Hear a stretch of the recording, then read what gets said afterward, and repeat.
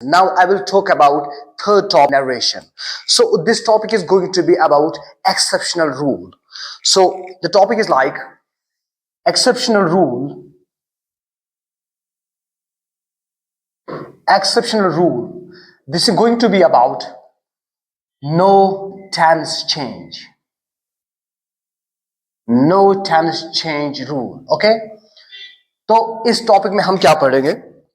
जैसे मैं आपको बता दूं कि हम एक बॉक्स बनाते हैं जिसमें मैं आपको ये सारा डिटेल कर दूंगा, जिसमें फिर एक साइड में वहां से एग्जांपल्स मैं इसमें आपको देता हूं। तो इसमें मैं 3 टेबल बनाता हूं, कम से कम रो वाइज 3 रोज। तो ये इस तरह से होगा। मैं इसमें ये टेबल बना दूंगा जिसमें 3 रोज और 2 कॉलम्स होंगे। तो यहां पर इसका नाम ए, बी और सी देते हैं हम समझने के लिए। फिर एग्जाम्पल्स में उसी तरह से मैं ए बी सी को वहां पे एग्जाम्पल इसी के हिसाब से देता हूं। देखो, पास्ट परफेक्ट टेंस जो है, जब भी ये रिपोर्टेड स्पीच के बारे में होगा, जहां पर हैड प्लस V3 हम यूज करते हैं, तो there is no change of tense. याद रखना है, इसको याद रखना है, there is no change of tense. अगर पास्ट परफेक्ट कंटिन्यूअस होगा, पास्ट परफेक्ट कंटिन्यूअस टेंस होगा जिसमें हम हैड बीन प्लस वी और इंग इस्तेमाल करते हैं, इसमें भी नो चेंज होगा। नॉट ओनली दिस, अगर यूनिवर्सल ट्रूथ या हैब्चुअल फैक्ट्स होगा तो उसमें भी कोई चेंज नहीं होती है। So there is also no change. So there is also no change of tense. ये आपको याद रखना है। अब मैं आपको इसके एक एग्जाम्पल देता हूं कि हाँ, ये किस तरह से हो सकता है। अगर आपके जेकेएसबी में या कोई भी या स्कूल एग्जाम जो आते हैं उसमें इस तरह का होगा, जैसे हम ए पर ही पहले लेते हैं। यहां पर ए की एग्जाम्पल में बनाता हूं, जैसे ही said I had done the work. I had done the work. तो इसमें क्या चेंज होगा? इसमें सिर्फ प्रोनाउन चेंज होगा, बाकी टेंस वैसा की वैसा ही रहेगा। तो आप देखिए कि इसमें क्या होगा, प्रोनाउन चेंज सिर्फ होगा इसमें। जैसे he said that he had done the work. He said that he had done the work. So there is only pronoun change from this one to this one. There is only change of pronoun. तो अब इसके बाद और example मैं आप इस पे देता हूं, आपको इस बी पर मैं आपको देता हूं। जैसे he said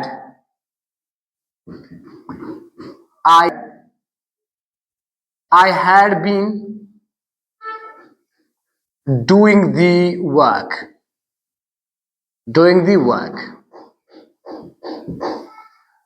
तो इसमें भी आप देखिए कि इसमें भी चेंज नहीं हो सकता टेंस में। ये बिल्कुल ऐसा कि ऐसा ही रहेगा। ये ऐसे बनेगा, he said that he had been doing the work. तो इसमें भी कोई चेंज नहीं हुआ। अब देखिए यूनिवर्सल ट्रूथ और हैब्चुअल फैक्ट्स के बारे में। इसमें हम लेंगे C1। यूनिवर्सल ट्रूथ के बारे में एग्जांपल देता हूं मैं। यूनिवर्सल ट्रूथ में होगा C1। जैसे the teacher said the sun rises in the east. तो इसमें चेंज क्या होगी? इनडायरेक्ट में आप देखिए इसका क्या होगा, द टीचर said that। बाकी बिल्कुल ऐसा ही रहेगा, इसमें कोई चेंज नहीं होगा। That the sun rises in the east। तो इसमें भी हमने कोई टेंस चेंज नहीं किया। अब इसका हम लेते हैं C2। C2 होगा हैबिचुअल फैक्ट्स के बारे में। For example, he said I go out for a walk every day।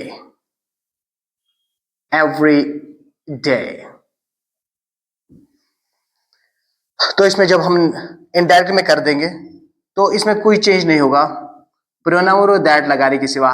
He said that he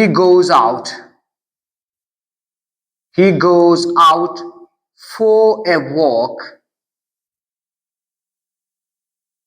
every day। तो इसमें कोई आपने रिपोर्टेड जो स्पीच है इसमें क्या उसमें कोई तब्दीली हुई टेंस में? नहीं।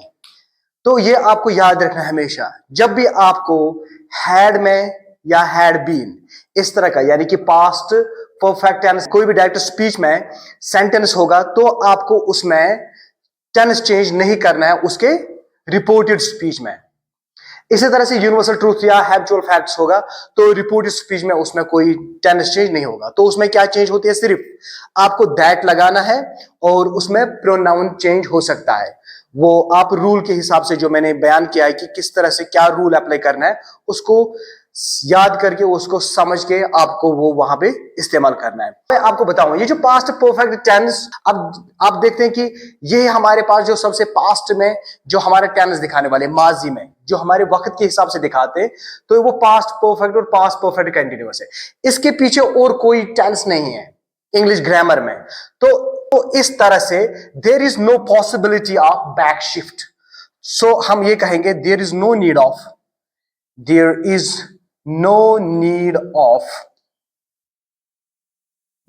Back shift in these tenses,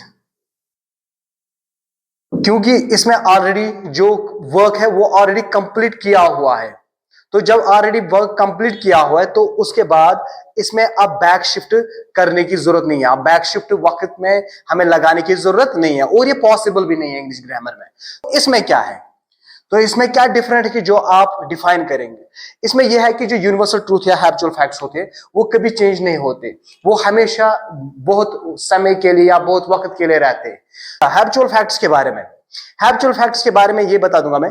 for example, अगर कोई किसी का आदत है वॉक करने के लिए, रोज उसका वक्त है वॉक करने के लिए, तो हम हमेशा फिर इसके साथ लगा देते हैं कि ये उसका हमेशा आदत है, तो हम किसी पीरियड के लिए इसको मुतय्यन नहीं करते हैं। तो जब इसको पीरियड के लिए मुतय्यन नहीं करते हैं तो ये हमेशा के लिए रहता है जब तक वो बंदा रहता है। तो उस बंदे के साथ उसको अटैच करते हैं कि उसकी आदत है वो, तो आदत बदलती नहीं। तो पूरी उसकी जो जिंदगी है जो उसका वक्त है उस वक्त के साथ उसे वो हमेशा रहता है, तो इसमें टेंस चेंज नहीं होता। अब यूनिवर्सल ट्रूथ जो है इसमें भी टेंस चेंज क्यों नहीं होता? क्योंकि जो यूनिवर्सल ट्रूथ है वो भी हमेशा कांस्टेंट रहता है, उसमें भी कोई चेंज नहीं रहता। जैसे हम ये कहते रहे the sun rises in the east, the sun sets in the west, ये हमेशा कहते रहे हैं और यही चीज हम एक्सपीरियंस करते रहे हैं। तो इस वजह से यहां पर ये फैक्ट की बुनियाद पर है। तो जो भी फैक्ट की बुनियाद पे या जो इंसान रोजमर्रा उसकी एक्सपीरियंस रहेगी या हैबिट रहेगा तो उसमें तब्दीली नहीं होती। और इसके बारे में मैंने आपको बता दिया कि पास्ट परफेक्ट और पास्ट परफेक्ट कंटिन्यूअस को भी हम टेंस में नहीं बदल सकते हैं इनडायरेक्ट स्पीच में, क्योंकि ये वक्त में उस वक्त के शिफ्ट तक है कि जब कि उसमें बैक शिफ्ट फिर पॉसिबल नहीं है। उसी वक्त तक ये लिमिट है, क्योंकि उस वक्त तक जब काम हो गया तो उसके पीछे फिर बैक शिफ्ट हम इसको नहीं कर सकते। सो दैट इज व्हाई कि इसमें हम नरेशन में इस तरह से इसमें फिर इनडायरेक्ट स्पीच में चेंज नहीं होती। So this is all about no tense change rule. So आप इसको याद करेंगे तभी जाके अगर जेकेएससीबी में इस तरह का क्वेश्चन आपको आएगा तो आप इसको आसानी से कर सकते हैं।